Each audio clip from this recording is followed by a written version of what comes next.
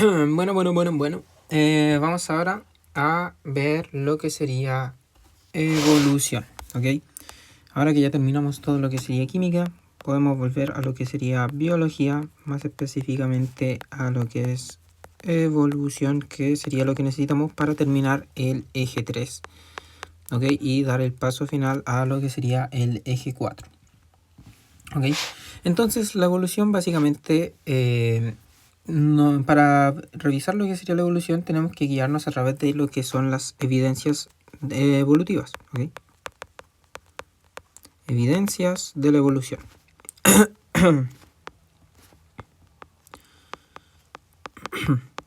¿Ok? Entonces, vamos a partir por lo que sería el registro fósil, ¿ok? Todos estos que vamos a ver ahora son evidencias de una evolución, ¿ok?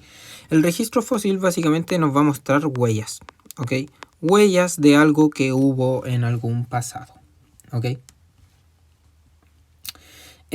Básicamente tenemos que entender que las huellas en sí que encontremos no son como las huellas que dejaron o sea, sí son como las huellas que dejaron nuestros antepasados, pero lo que nosotros en realidad encontramos son minerales, ¿ok? Que tomaron la forma de esos de esas huellas o incluso de esos huesos, ¿ok? También pueden ser huesos, ¿ok? Pero básicamente nosotros no encontramos esos huesos implantados, por ejemplo, en una roca, no sé. Ahí, como, bueno, el peor hueso que van a ver en su vida, ¿ok? No es que encontremos un hueso implantado en una roca, lo que vamos a encontrar son minerales que tomaron la forma de ese hueso, ¿ok? Es eso lo que vamos a encontrar, minerales, ¿ok? Para el registro fósil, ¿ok? Y hay distintas maneras de encontrarlo, pero una de las más conocidas son los fósiles de inclusión, ¿ok? El fósil de inclusión básicamente es como esta manera en la que sí se puede investigar a través de lo que es el ADN, ¿ok? El de inclusión básicamente es una zona básicamente que se quedó, como por ejemplo cuando tenemos algo congelado, ¿ok? Y dentro de ello pues quedó algo, ¿ok? Y como estuvo preservado, pues sí podemos analizar lo que sería su ADN y a través de eso pues codificar las proteínas que contiene, ¿ok? Y eso es básicamente lo que tendríamos que ver con el registro fósil, ¿ok? El registro fósil en la PAES solamente nos puede entrar según lo que sería el principio de superposición, ¿ok?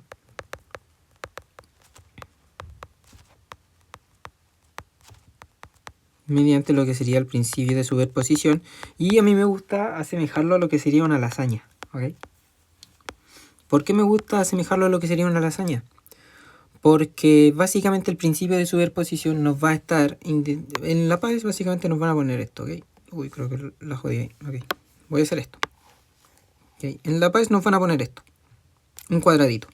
Y en este cuadradito nos van a hacer como estas líneas por acá y por acá y por acá, ¿ok? Y aquí nos van a poner, por ejemplo, un triángulo, triángulo, círculo, círculo. Y aquí nos van a poner un cuadrado, otro cuadrado, y nos van a poner, por ejemplo, un círculo. Y aquí nos van a poner un triángulo, y aquí nos van a poner, bueno, pongámosle que solamente triángulos, ¿ok? Y aquí abajo nos van a poner estrellas. En la PAES lo que a nosotros nos van a preguntar, lo único que podemos saber de los registros fósiles es cuáles son más antiguos que otros. ¿A qué me refiero? Mientras más bajos sean los estratos es como se le llaman a estas pues capas, ¿ok?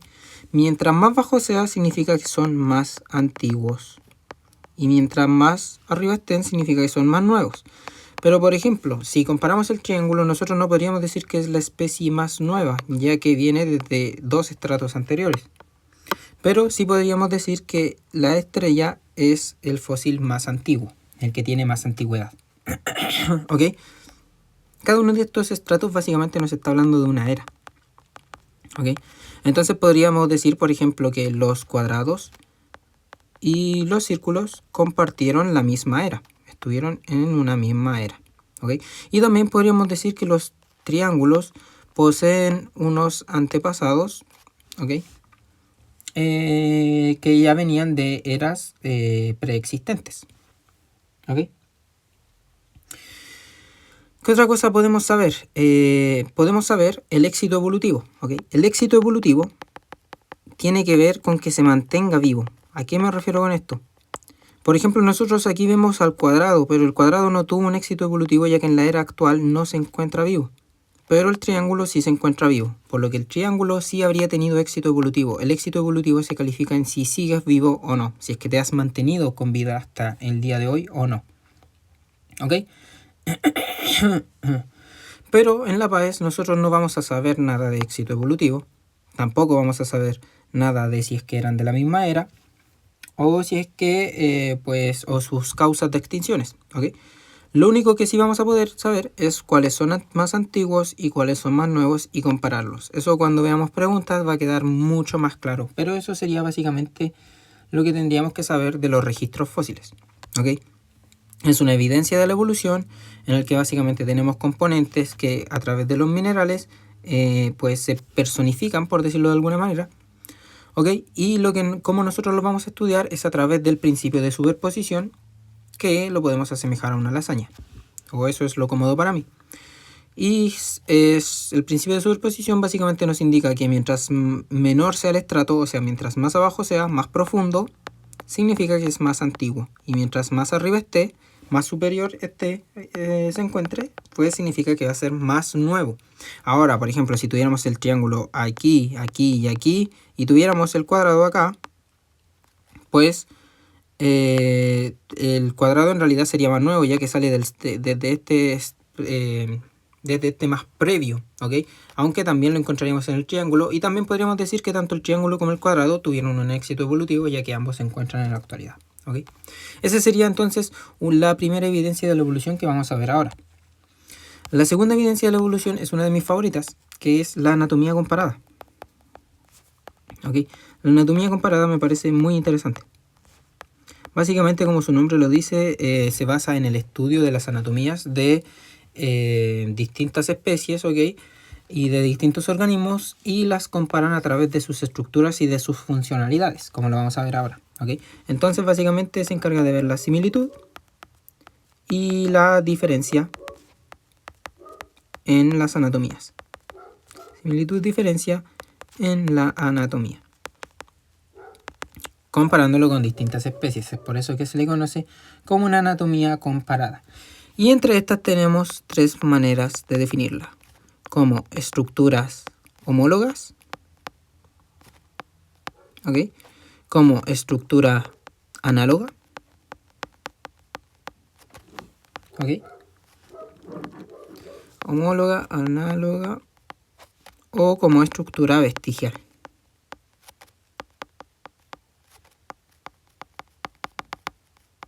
¿Ok? Ahora vamos a ver cada una de ellas. Esto lo mejor es verlo con imágenes, pero como yo no tengo imágenes y tampoco tengo algo tan producido ni tanto tiempo, pues no lo vamos a ver así. Pero vamos a empezar con lo que sería una estructura homóloga, ¿ok? ¿A qué nos referimos con la anatomía comparada cuando hablamos de una estructura homóloga? Pues nos estamos refiriendo a, por ejemplo, yo les voy a poner 3 ejemplos de especies, ¿ok? O solamente 2, vamos a ponerle 2 para que sea más simple de entender. ¿Ok? Tenemos al ave y tenemos al humano. Y ahora cuando nos decimos que tienen en similar los humanos y las aves, que se alimentan, sí. Pero bueno, lo que nosotros nos preocupamos es de la anatomía, ¿ok? No de su fisiología ni de su funcionalidad, sí.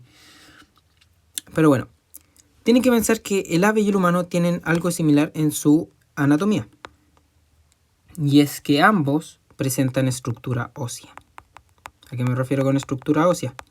Me refiero a que ambos presentan huesos, pero no en cualquier parte, sino que en sus extremidades, ¿ok? Tanto las patas de las aves como las patas de los humanos, bueno, las piernas en realidad, sería bien dicho, o los brazos de los humanos como las alas de las aves, están compuestas de hueso. Tienen una estructura ósea, al menos en sus extremidades, porque ya sabemos que, por ejemplo, el pico de las aves puede poseer cartílago, o las orejas de los humanos está hecha más de cartílago. Entonces, ahí sí hay unas estructuras diferentes, pero son similares en su estructura ósea de las extremidades, pero tienen distintas funciones. ¿A qué me refiero con esto? Que tenga distinta función, pero tenga la misma estructura ósea, es lo que nos define una estructura homóloga. ¿Ok? ¿Por qué? Tener una misma estructura ósea como lo es en su brazo, básicamente nos dice que son iguales, pero pasa a ser homóloga porque tiene distinta función. El brazo de un ave la ocupa para volar, el brazo de un humano lo ocupamos para sostener cosas. Son funciones distintas, pero con una misma estructura.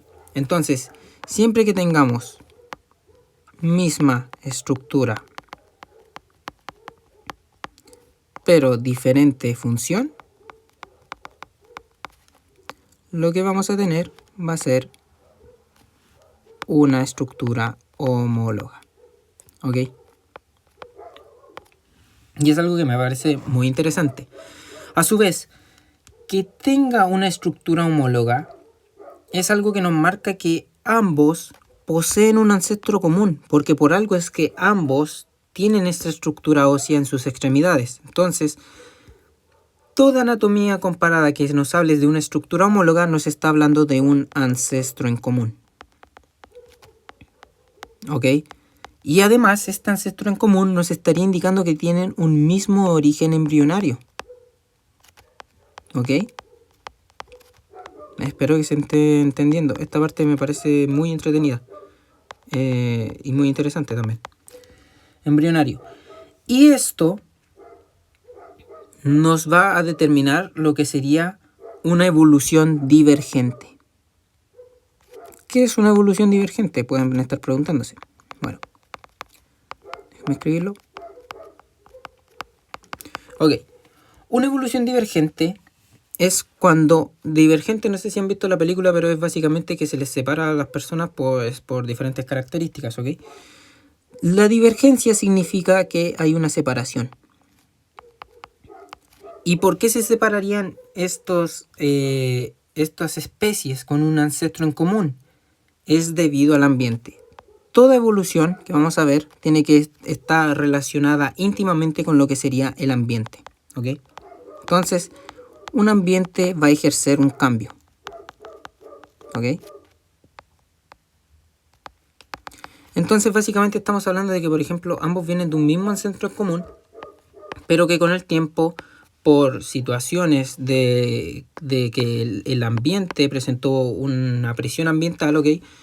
Se fueron separando de a poco y ambos fueron desarrollando básicamente funcionalidades distintas. El ave necesitó pues básicamente que sus extremidades sirvieran para volar, como el humano necesitó que sus extremidades sirvieran para sostener cosas, golpear o cosas así. Pero aún así, ambas extremidades estarían compuestas de una misma estructura, que sería una estructura ósea. ¿Ok?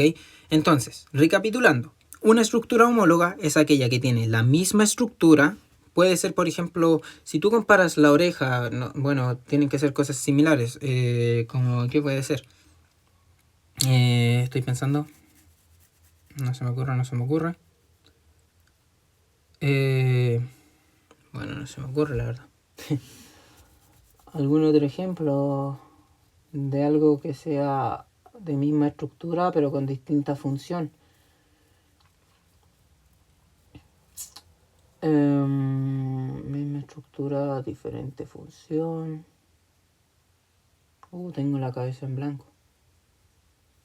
Estoy pensando en animales, pero quizá tenga que pensar en otra cosa. Ok, por ejemplo, un barco y una lancha.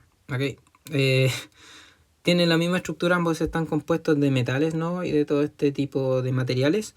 Pero uno sirve pues para hacer el transporte de cosas y otro sirve para navegar menos personas quizás y a una mayor velocidad, ¿ok? Tienen misma estructura pero una diferente función dentro de algo, ¿ok? Es un mal ejemplo, pero dentro de todo es algo como que salva, ¿ok?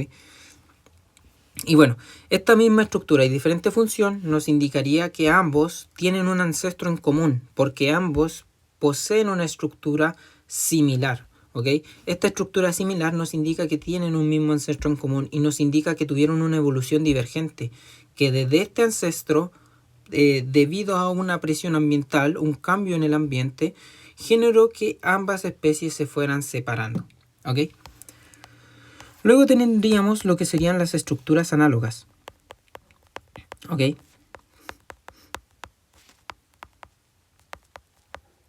Por ejemplo, pueden comparar lo que sería un joystick. No sé si lo saben, pero en la Play, los controles de la Play se les conocen, tienen lo que se conocen como análogos, ¿ok? ¿A qué me refiero con análogos? Que ambos tienen una misma función, pero son diferentes, ¿ok? Ahora va a quedar más claro cuando haga la descripción, ¿ok? Una estructura análoga nos va a estar hablando de lo que son diferentes estructuras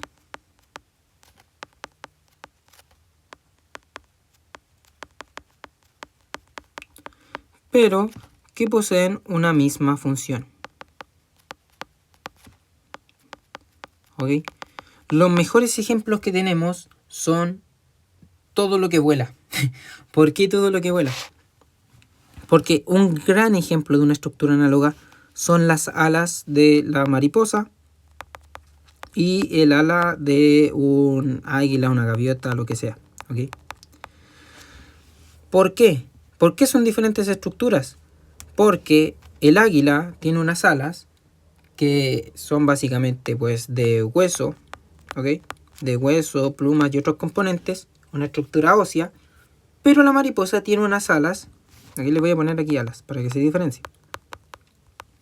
La mariposa tiene unas alas que son de, es un carbohidrato, quitina creo que es.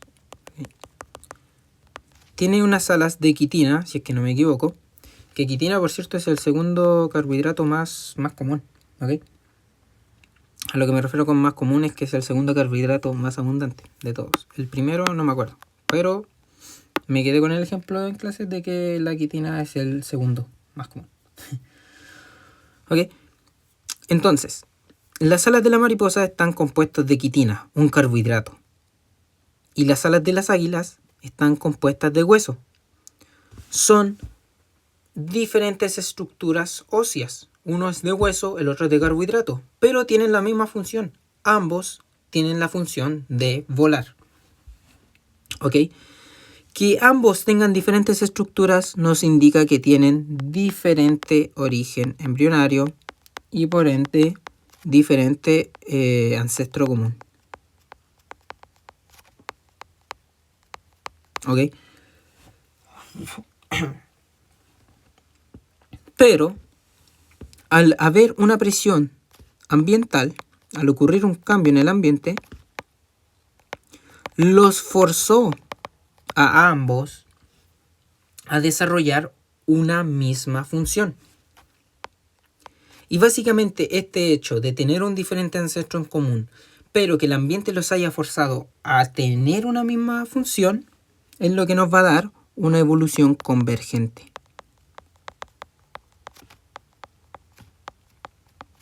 En este caso no los separa, los une, ¿ok? Los junta en un cierto momento. Y otro ejemplo de esta evolución convergente es, por ejemplo, especies distintas coexistiendo en un mismo ambiente. Por ejemplo, si nosotros nos vamos a un desierto, ¿ok? Tenemos un cactus, ¿ok? Tenemos una serpiente y tenemos un camello. Y ahora sí que uno dice, ok, estas estructuras realmente son diferentes. ¿Qué función pueden tener en común los cactus, las serpientes y los camellos?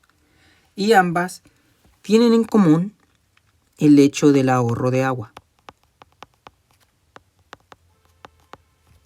Los cactus debido a la presión ambiental, los cactus siempre han tenido hojas, solamente que debido a la presión ambiental requirió transformar esas hojas en espinas.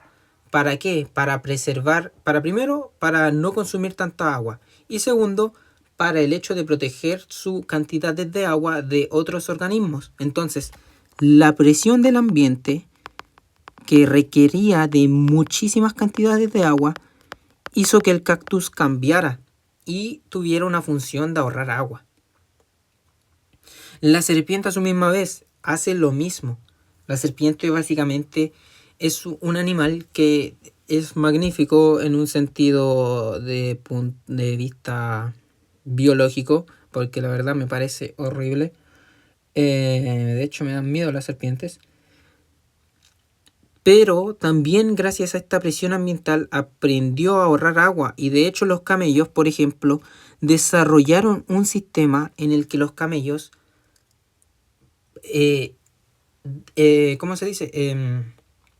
Achicaron lo que serían sus riñones. Tienen riñones muy pequeños, por los que los camellos filtran muy poco este agua absorbida, tienen muy pocas filtraciones.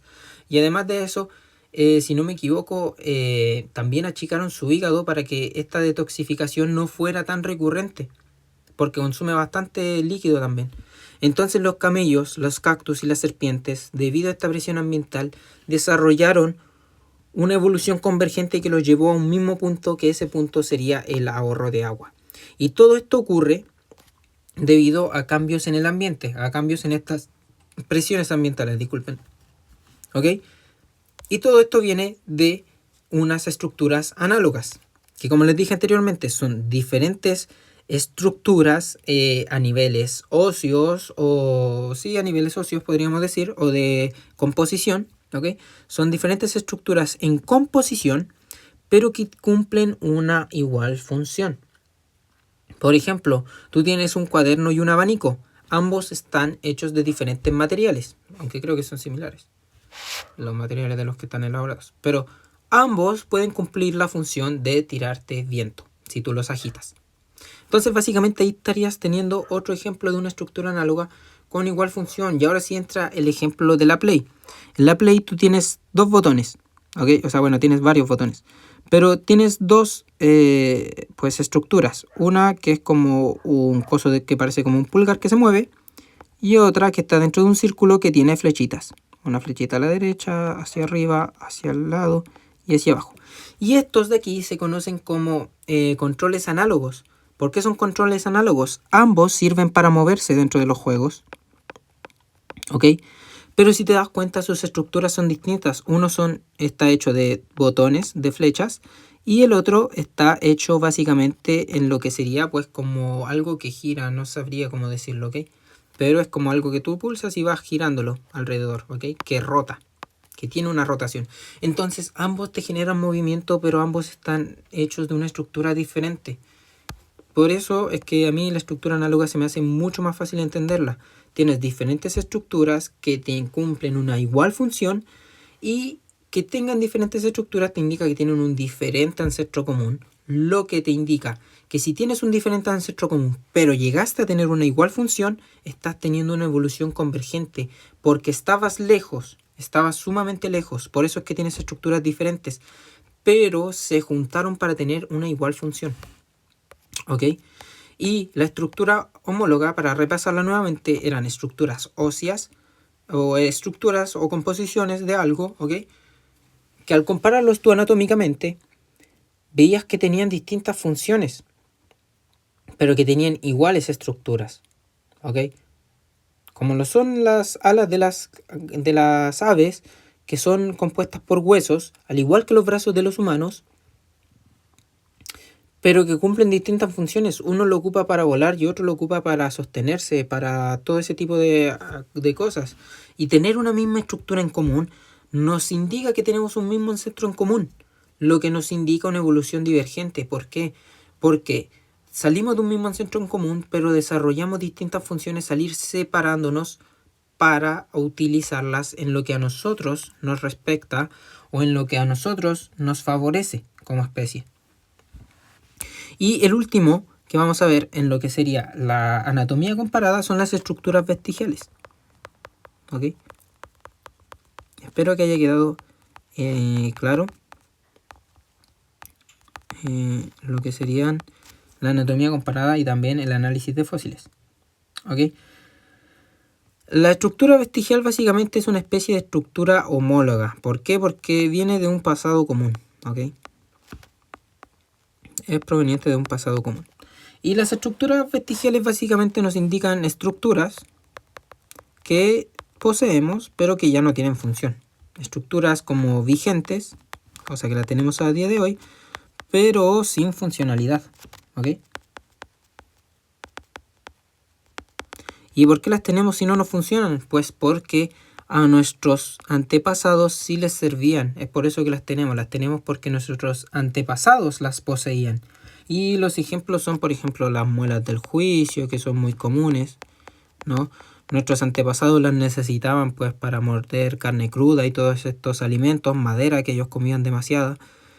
Y necesitaban estas muelas de juicio. Nosotros cada vez las necesitamos menos, de hecho ni siquiera las necesitamos. ¿Ok? Entonces es una estructura que tenemos actualmente, pero que nosotros no las ocupamos. ¿Pero por qué la tenemos? Porque vienen de un antepasado en común. El dedo pequeño del pie tampoco es algo que a nosotros nos sirva a día de hoy. Está comprobado que el dedo pequeño del pie, ¿ok? El meñique del pie, por decirlo de alguna manera, no nos provee casi nada de estabilidad a día de hoy. Entonces básicamente es como un vestigio más o menos que podríamos decir que tenemos debido a que nuestros ancestros sí lo ocupaban porque ellos también ocupaban más una posición más cuadrúpeda y nosotros no. Otro muy buen ejemplo es la piel de gallina. A muchas personas cuando, por ejemplo, no sé, están en una situación de miedo, cuando se asustan o cuando sienten un escalofrío, se les eriza la piel. Y es lo que se conoce como piel de gallina. ¿Por qué se les eriza la piel? Porque esto es una estructura vestigial. A nuestros antepasados, el erizarse la piel, nuestros antepasados poseían mucho más testosterona, progesterona, estrógenos y por lo tanto también producían mucho más vello corporal.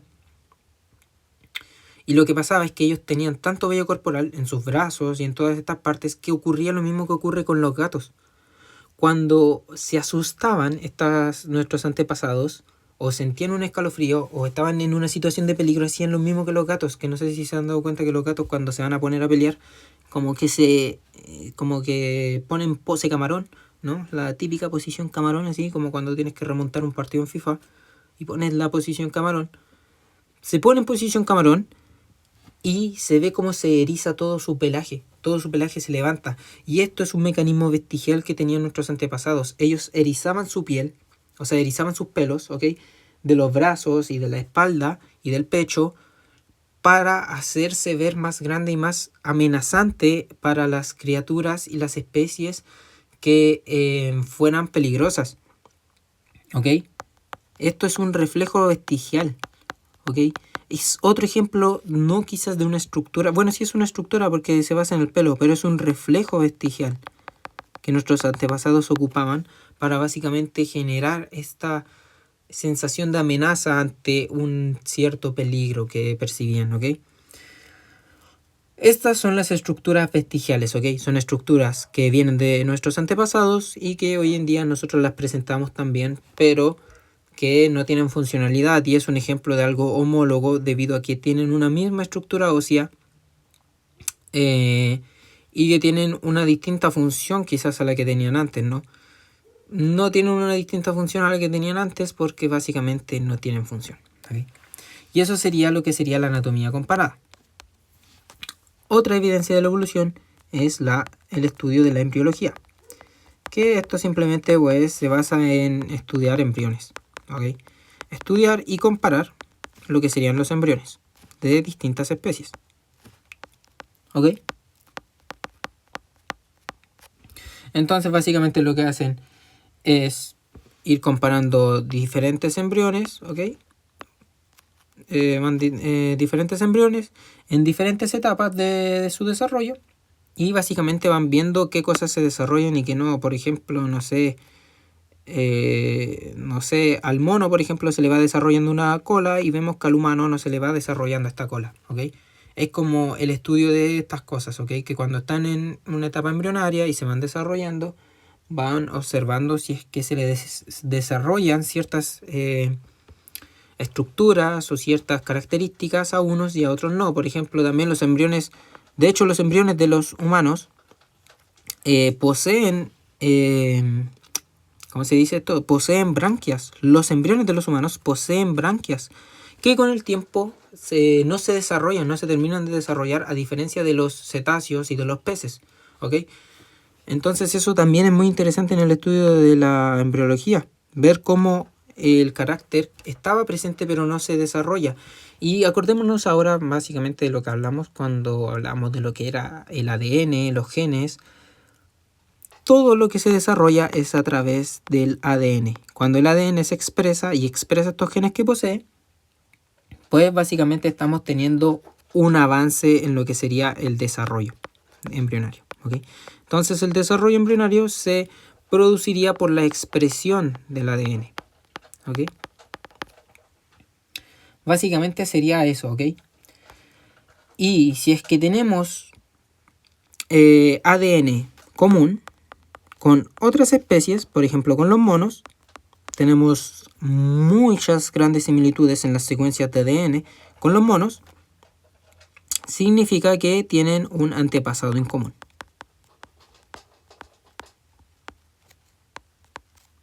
¿Ok? Es por eso que me parece tan interesante todo este eje de la evolución, todo lo que sería la estructura anatómica, la anatomía comparada. Lo que serían los fósiles no me parece tan interesante también porque para la base solamente se nos enseña a diferenciar según los estratos en los que se encuentran. Pero la anatomía comparada, lo que sería el estudio de la embriología, ¿no? De ver cómo se desarrollan los embriones, de si expresan ciertos caracteres o no a medida que se van desarrollando, y cómo esto determina si es que tenemos ADN en común con otras especies, me parece muy interesante. Y la última evidencia de la evolución sería la biología molecular, que básicamente se va a encargar de estudiar secuencias de ADN, ¿ok?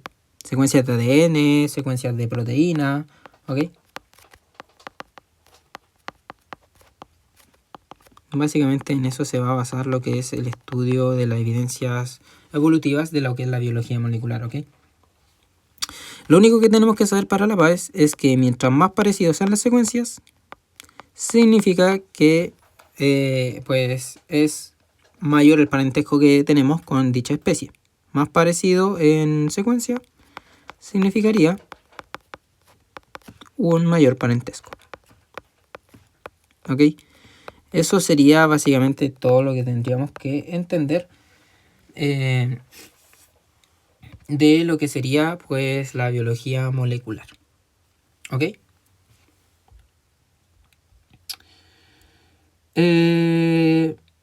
Con esto ya habríamos visto como las evidencias evolutivas que son necesarias de ver, ¿ok? Que serían estas 4. ¿Ok? En las que más énfasis se le suele dar es la anatomía comparada y las estructuras y la anatomía comparada. O sea, la anatomía comparada, perdón, y los fósiles. Pero también pueden darse casos de estudios de embriología y de estudios de biología molecular. ¿Ok?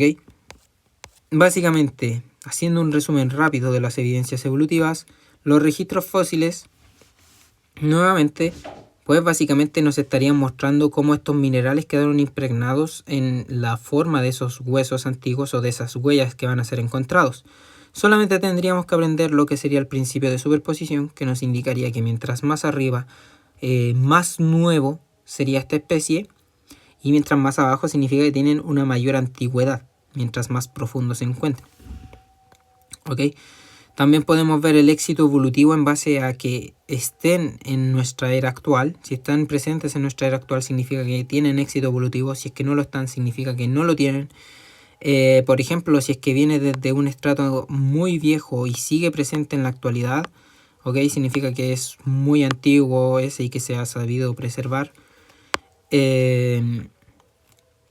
¿Ok? Eso básicamente. La anatomía comparada es de las más complejas debido a que es más información y a su vez hay que ir aprendiendo a diferenciarlos, ¿no? La homóloga, las estructuras homólogas eran aquellas que tienen una estructura ósea similar, o sea, ambos tienen, o sea, una estructura ósea, no, una estructura anatómica similar, ¿ok? Pero que presentan diferentes funciones debido a que el ambiente hizo que sus funciones cambiaran, ¿ok?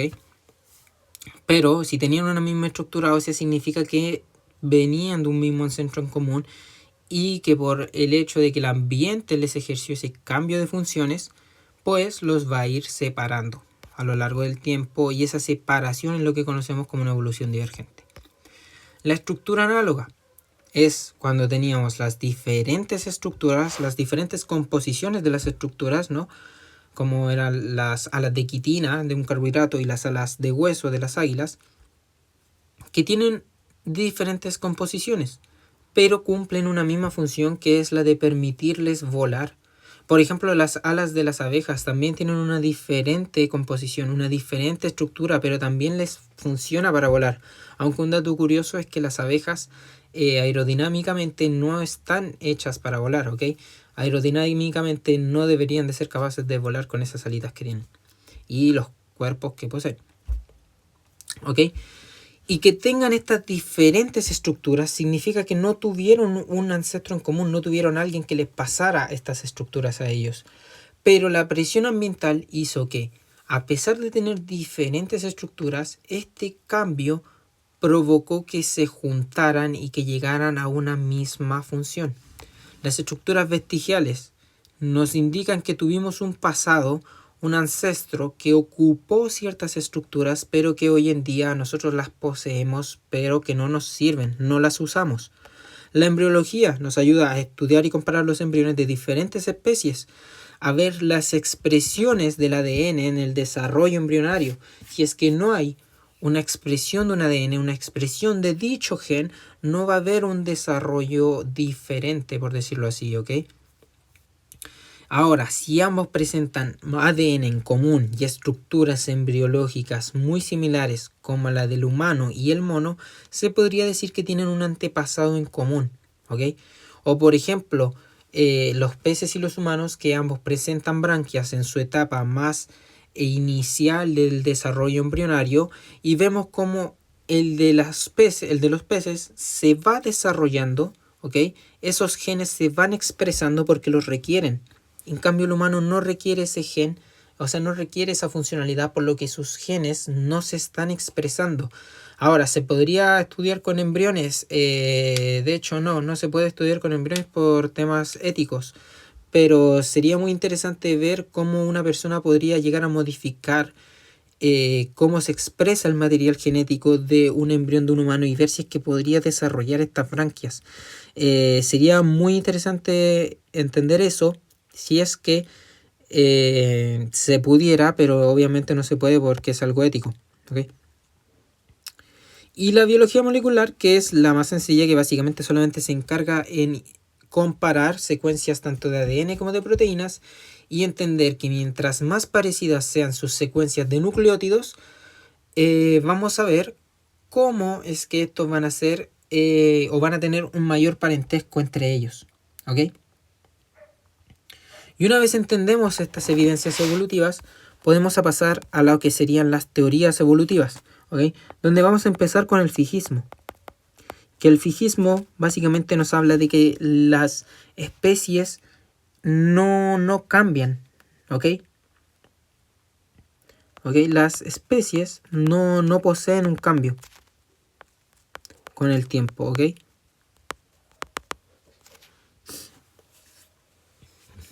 Eso es de lo que nos habla el fijismo. El fijismo nos está hablando de que básicamente el ser humano a lo largo de su desarrollo no ha presentado cambios, ¿ok? Ni ha presentado algún tipo de evolución.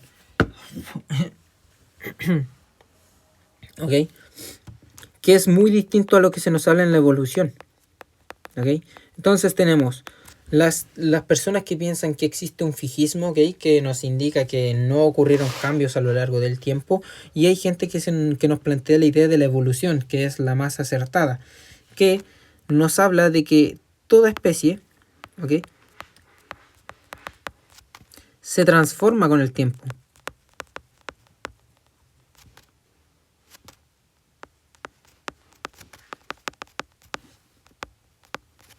¿Ok?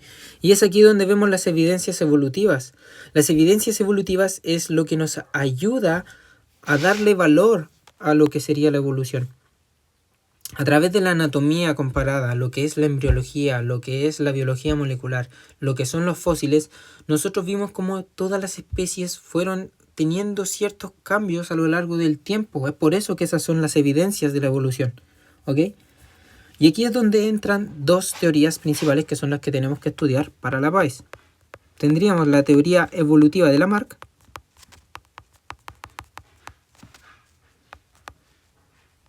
¿ok?, que Lamarck básicamente nos habla de una transformación, como si fuéramos Super Saiyajines, ¿ok?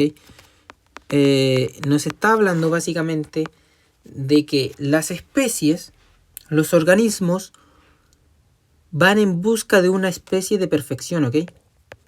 El organismo va en busca de una perfección en base al tiempo, ¿ok? Él nos da la idea de que cuando el ambiente cambia, ¿ok?, cuando el ambiente cambia, va a producir ciertos cambios en los organismos que van a hacer que éste vaya en busca de la perfección. ¿Y cómo lo va a hacer? Haciendo uno de los principios de Lamarck, ¿ok?, que es el uso o desuso, ¿ok? Este es uno de los principios más grandes de Lamarck, el principio del uso o desuso, ¿ok?, que básicamente nos hablan de el uso o desuso de órganos o estructuras que no nos sirven o que nos pueden llegar a servir, que van a ser heredables. Básicamente Lamarck tiene una especie de creencia de que como el ser humano cambia y se va transformando buscando la perfección, este ambiente le va a ejercer un cambio en él.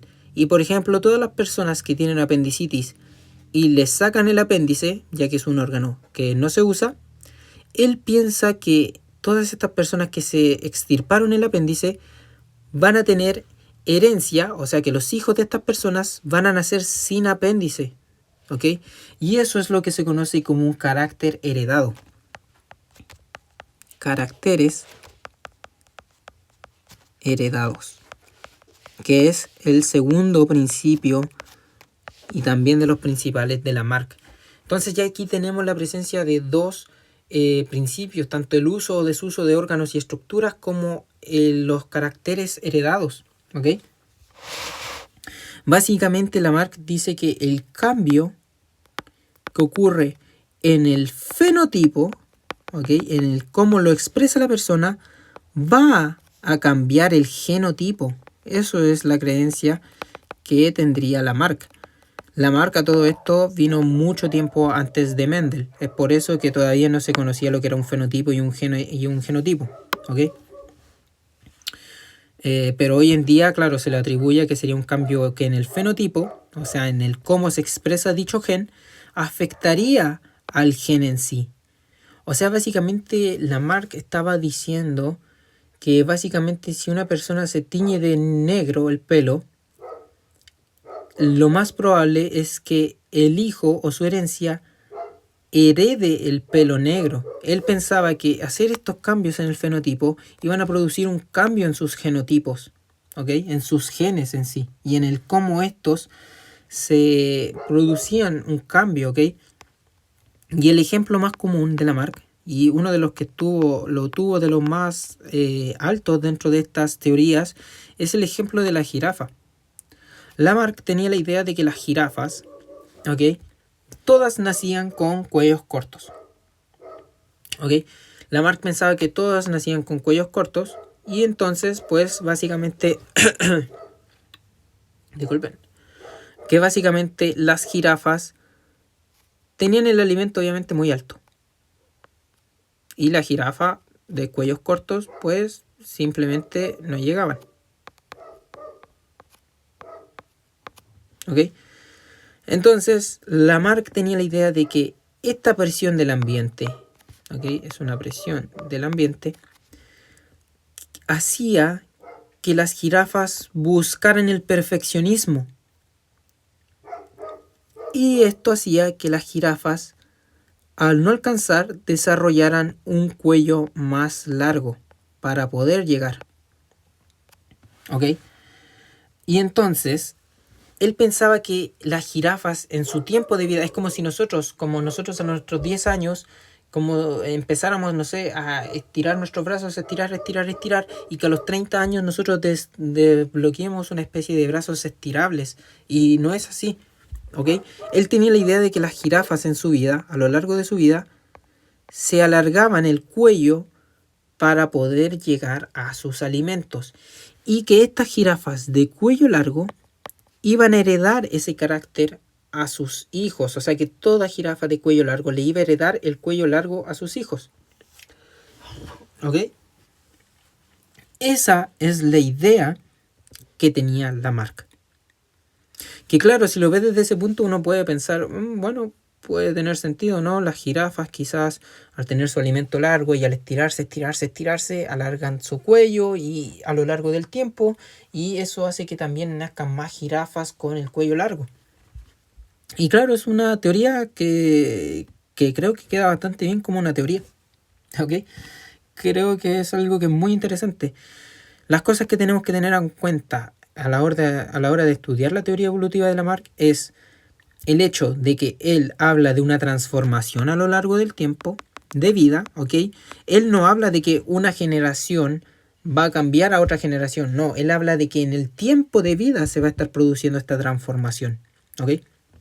Entonces, cosas que tenemos que tener en cuenta de la teoría de Lamarck es la transformación de la especie a lo largo del tiempo debido a una presión ambiental. Una presión ambiental que va a ejercer que el organismo tenga que buscar la perfección, buscar ser mejor. ¿Y cómo puede hacer eso? A través de sus dos principios fundamentales, que son el principio del uso o desuso de órganos y la herencia de caracteres adquiridos. ¿Ok? Caracteres heredados adquiridos. ¿Ok? Este sería el principio completo en realidad. ¿Ok? Adquiridos. ¿Por qué? Porque los adquiere en el tiempo. Entonces, en ese tiempo en el que los adquiriste, vas a heredar esos caracteres. ¿Ok?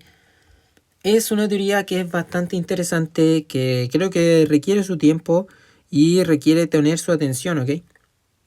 Y como lo dije, es un cambio que básicamente nos habla de que un cambio en el fenotipo va a ser un cambio en el genotipo. Como si, por ejemplo, no sé, ¿qué otro ejemplo más puedo dar? No sé, si una persona toma 5 litros de agua al día, su vejiga se va a agrandar y esta vejiga la va a heredar a sus hijos, ¿ok? Este carácter de tener una vejiga más grande lo va a heredar a sus hijos. Y no es así como funciona, ¿ok? Pero es una gran teoría. Y la otra teoría que tendríamos que estudiar es la teoría evolutiva. Me quedó como muy... Teoría evolutiva de Darwin y Wallace. Se llama de Darwin y Wallace debido a que ambos científicos se juntaron para formular lo que sería esta teoría. Muchas personas solamente lo atribuyen a Darwin, ¿okay? Pero no es tan así. Darwin, en su periodo de viaje, Darwin es una de las personas que exploró casi todo el mundo, diría yo. Bueno, no todo el mundo, pero exploró muchas partes del mundo. Y en sus tiempos de búsqueda, ¿no? De conocimiento, de búsqueda de conocimiento y de aprender, encontró que habían mismas especies, ¿ok? Había una misma especie, por ejemplo, una misma especie de ave, ¿ok? Que la encontraba en distintas partes de esta isla, ¿ok?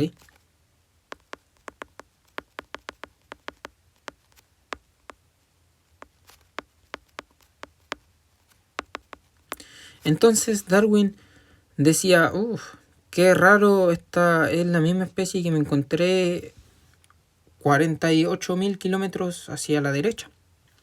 ¿Qué hace en esta zona, no? ¿Y por qué es diferente? Y sí, es aquí donde viene lo importante.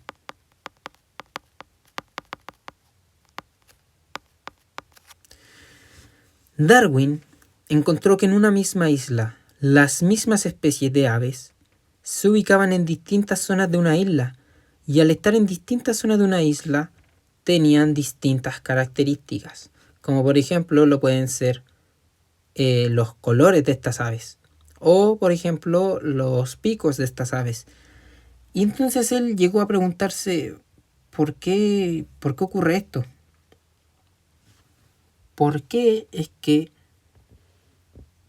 esta misma especie de aves tienen diferentes colores? ¿Para qué? Y es porque está presente lo que es el ambiente.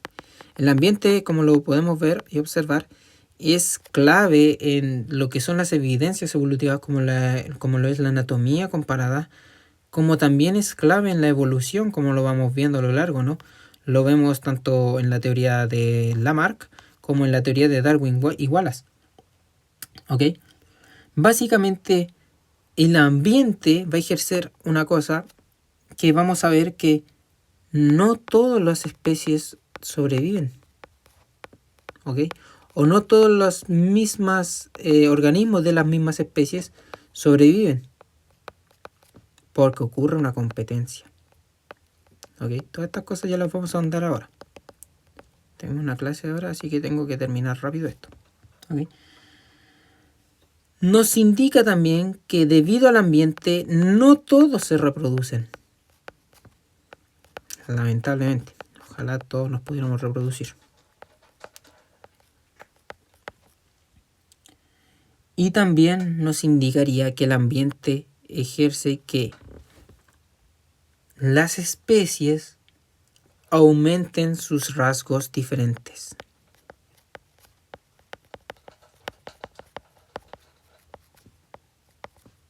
¿Ok? Ahora, ¿cómo es que vemos todo esto?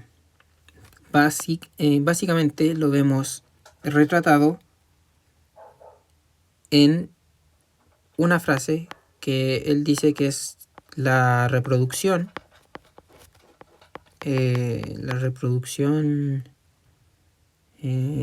Diferencial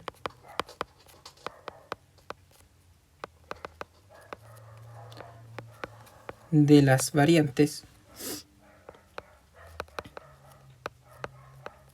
poblacionales. Esto me lo anoté porque obviamente no me iba a acordar de esto. Okay. Él nos habla de una reproducción diferencial de las variantes poblacionales. O sea, dentro de una misma población vamos a tener una reproducción diferencial. O sea, una producción diferente entre todas las variables y variantes que existen dentro de esta misma población. ¿Ok? Él nos habla de que esta variación ya existía antes. O sea, Lamarck nos hablaba de la idea de que las jirafas de cuello largo se originaban de una evolución de las jirafas de cuello corto para llegar a tener el cuello largo y poder alimentarse. Pero lo que Darwin y Wallace nos indican en esta teoría es que las jirafas de cuello largo ya existían desde antes, ya venían desde antes, tienen estas variaciones desde ancestros anteriores, desde eras anteriores. No es que la haya adquirido ese cuello y se le haya alargado a lo largo del tiempo porque tenía que estirarlo. No, este cuello es algo que se fue desarrollando a lo largo de su evolución, a lo largo de era tras era tras era tras era. ¿Ok? Entonces él nos habla de una variación que ya existía, una variación preexistente. ¿Ok? Es de eso de lo que nos habla Darwin y Wallace. ¿Ok? Y de que esta presión del ambiente, esta presión ejercida por el ambiente, va a provocar una de las frases o de las citas pues más conocidas, ¿no? La más apta sobrevive. Yo creo que esta es una de las citas más conocidas de todas. Muy poca, no sé si todo el mundo sepa que son provenientes de la teoría evolutiva de Darwin, pero es una de las citas pues más clave, ¿no? Que solamente debido a la presión ambiental, las especies y los las variantes de esta misma especie que sean más aptas van a sobrevivir. Y esto no significa que las mejores sobrevivan, no. La que sea más apta a la sobrevivencia es aquella que más se reproduce. Y ya lo vamos a ver con otros ejemplos. ¿Ok?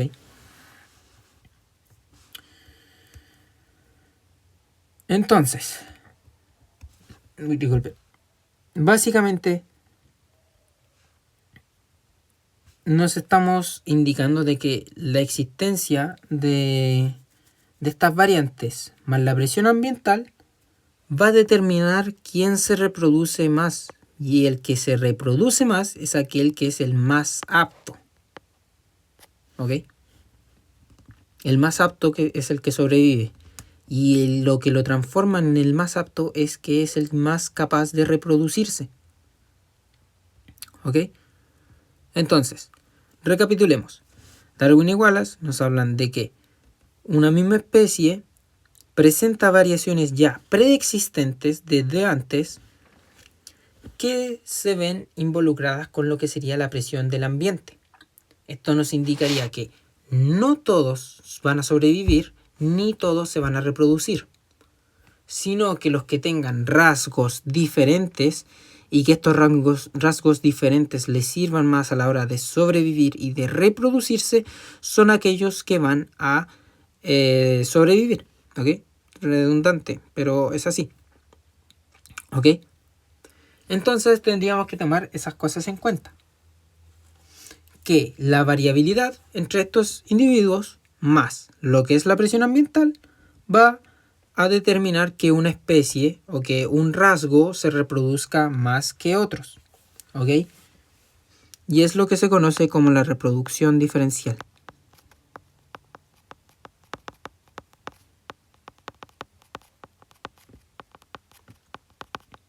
Espero que les esté gustando mucho esta clase. A mí me encanta, la verdad. La reproducción diferencial entonces es la presión del ambiente más el hecho de las variabilidades. ¿Ok? Eso es lo que va a generar lo que es la reproducción diferencial. ¿Ok? Bueno. No sé si me da el tiempo, pero vamos a ver entonces los tipos de selecciones, ¿ok? Porque esta evolución básicamente la encontramos definida o clasificada en unos tipos de selecciones naturales, ¿ok? Ya que la teoría evolutiva de Darwin habla de la selección natural, ¿ok? ¿Por qué se le conoce como selección natural? Volviendo a caer en lo mismo. Es selección natural debido a que el ambiente, la naturaleza, va a ejercer una presión dentro de las especies que va a provocar que las variantes que ya existían, o sea, las preexistentes, básicamente compitan entre ellos y vean quién es más capaz de reproducirse. El que sea más capaz de reproducirse va a ser aquel que sea el más apto a la supervivencia. ¿Ok? Y eso lo va a definir sus características únicas o diferenciales. ¿Ok? Por ejemplo, un ave que tiene un pico grande le sirve pues para cazar ratones, que le sirve más. En cambio, un ave que tiene un pico chico, pues básicamente le va a servir para cazar simplemente lombrices. Y en una determinada presión ambiental, por ejemplo, en el que los ratones mueren todos debido al aumento de serpientes, que serían depredadores, por ejemplo, aunque bueno, las águilas también comen serpientes, pero es una forma de dar un ejemplo, ¿ok?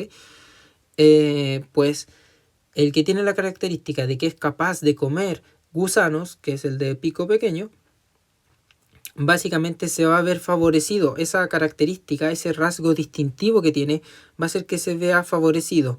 Y entonces va a hacer que esta variación que ya existía antes, que es tener este tamaño de pico, pues básicamente le va a permitir alimentarse más. Y a la hora de alimentarse más, también va a ser más apto para reproducirse. Las hembras se van a reproducir con ellos y básicamente eso significa que esa misma variante, ¿ok? Con esa misma característica sea más apta y sobreviva a lo largo del tiempo a cambio del otro que por la disminución de su presa principal, básicamente va a ir disminuyendo, ¿ok? A lo largo de este tiempo se va a ir reproduciendo menos, va a ir teniendo menos energía y va a ir muriendo, ¿ok? Vamos a ver entonces los tipos de selección, ¿ok? El primer tipo de selección es la selección estabilizadora.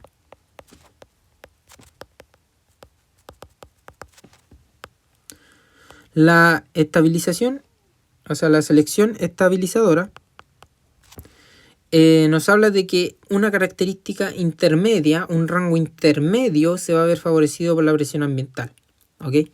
Nos va en simples palabras, favorece al rasgo intermedio. Es por eso que se le conoce como estabilizadora. Y básicamente todas las preguntas de esto van a venir como un gráfico. Por ejemplo, tenemos una especie, ¿ok? Tenemos una rana de 3 colores, ¿ok? Tenemos una rana negra, verde y roja, ¿ok? Y se nos habla de que, miren, tenemos una rana roja, naranja y rosa, ¿ok? El punto intermedio entre estos es la especie naranja, ¿no? Es como el rasgo intermedio, ¿no? Como entre el rojo y el rosa, un naranja, ¿ok? Vamos a decir así, no sé si sea así, no conozco muy bien la paleta de colores, ¿ok? Antes de que ocurriera todo esto, pues era simplemente así su gráfico, ¿ok? De la naranja. Pero ahora vamos a tener un nuevo gráfico que va a ser así.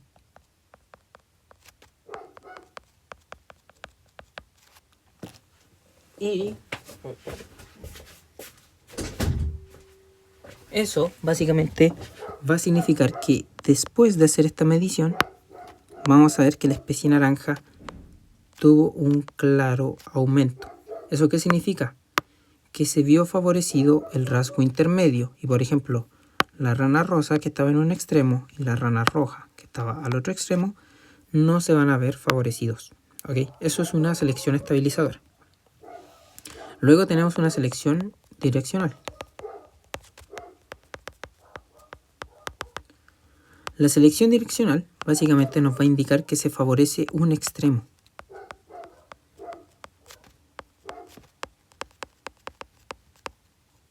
¿Ok? Todos estos cambios obviamente van pasando por la presión ambiental. Entonces, este por ejemplo de antes tenía que ver con una presión ambiental 1 y este tenía que ver con una presión ambiental 2.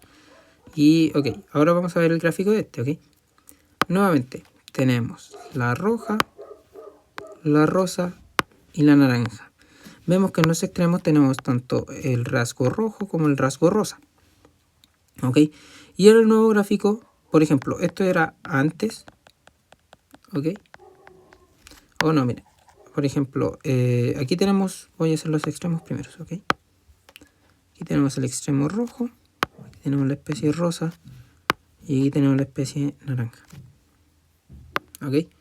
Entonces, en el momento inicial teníamos, por ejemplo, aquí el gráfico. Entonces, en el momento inicial, el antes, y ocurrió la presión ambiental, ¿ok? Y al ocurrir esta presión ambiental se va a ver favorecido uno de los dos extremos y en este caso vamos a poner que es el rojo. Y vamos a ver cómo ahora, pues luego de esta presión ambiental, se ve favorecido el extremo de la especie con la variante roja, ¿ven? Y el del rosa no, y el del intermedio ya no. Entonces esa sería una selección diferencial. Lo mismo pasaría si es que se favoreciera a pues la variante rosa. Luego tenemos la selección disruptiva.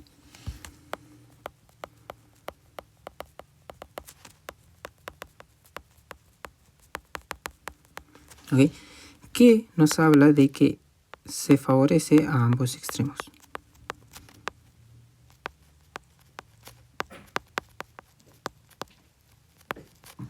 ¿Ok?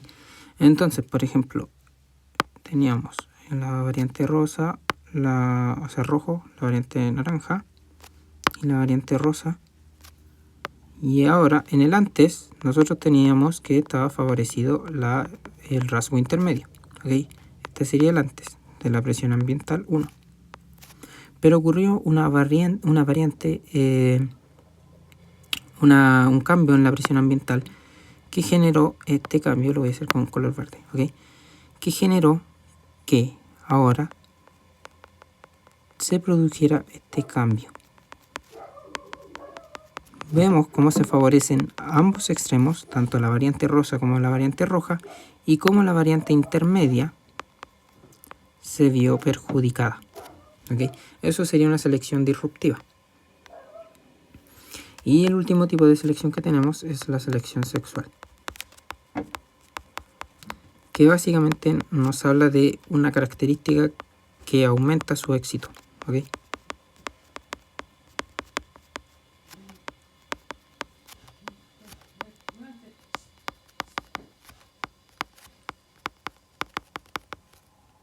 Y eso básicamente es lo que nos definiría, por ejemplo, en una variante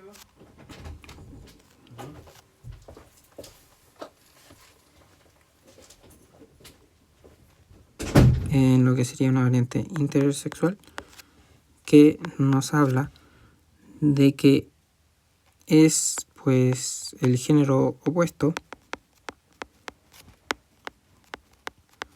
el que selecciona. Por ejemplo, en las aves ocurre mucho que el ave hembra, creo que se dibuja como algo así el signo de hembra, elige siempre al ave pues lo que sería como macho, ¿ok? Entonces se produce ese tipo de selección. Y luego tenemos la que es intra, que la intra nos indica que la selección ocurre dentro del mismo género.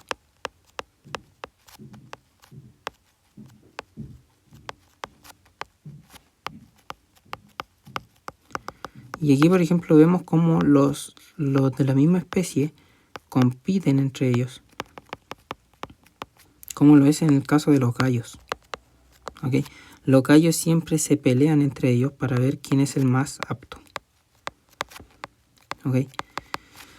Y bueno, esto sería todo lo que sería evolución. No sé cuánto tardé en el video, creo que tardé más o menos como 1 hora. Así que sería un video bastante correcto. ¿Okay? Porque alcanzamos a ver todo lo que es las evidencias de la evolución, que eran las 4 evidencias de la evolución. Vimos las características de cada una de estas. Vimos también lo que serían las teorías de las teorías evolutivas, tanto la de Lamarck como la de Darwin. Y vimos los tipos de selecciones que se pueden llegar a ocurrir. ¿Okay? Con esto ya solamente nos queda dar el paso a lo que sería el último eje de biología, que es ecosistema y nutrición, donde vamos a empezar con lo que sería fotosíntesis. ¿Ok? Espero que este video les haya ayudado mucho, que les haya entretenido como me entretiene a mí, y que hayan podido aprender.